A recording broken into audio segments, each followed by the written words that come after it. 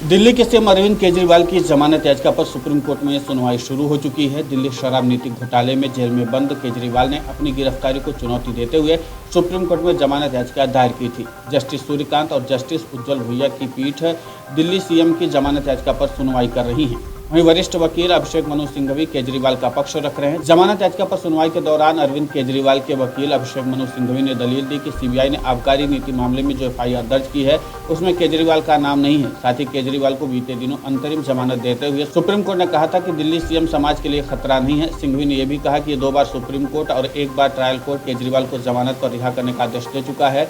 सिंघवी के अनुसार एक बार सुप्रीम कोर्ट ने केजरीवाल को चुनाव प्रचार के लिए जमानत पर रिहा किया था और एक बार ईडी के मनी लॉन्ड्रिंग मामले में भी केजरीवाल को जमानत मिल चुकी है।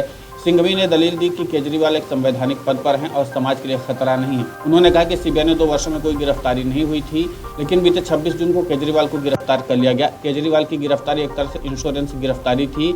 सुप्रीम कोर्ट ने केजरीवाल की जमानत पर 23 अगस्त को सीबीआई से हलफनामा देने को कहा था। साथ ही केजरीवाल को 2 दिनों के भीतर सीबीआई के हलफनामे पर जवाब देने का निर्देश भी दिया था।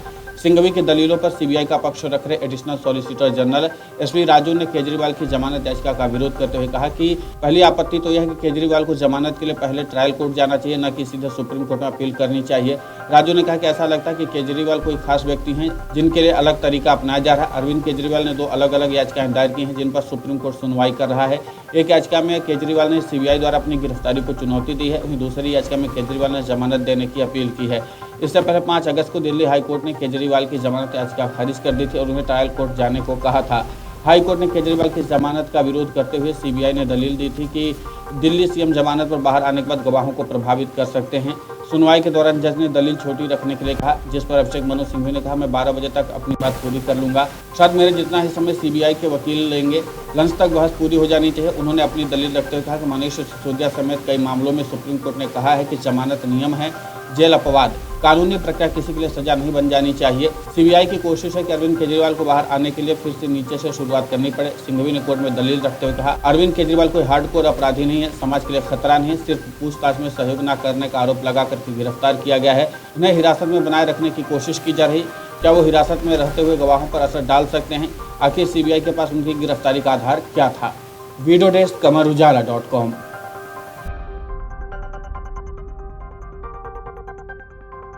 अगर आप ये वीडियो YouTube पर देख रहे हैं तो हमारे चैनल को सब्सक्राइब करें और बेल आइकन को दबाना ना भूलें। अगर आप Facebook पर ये वीडियो देख रहे हैं तो हमारे पेज को लाइक करें।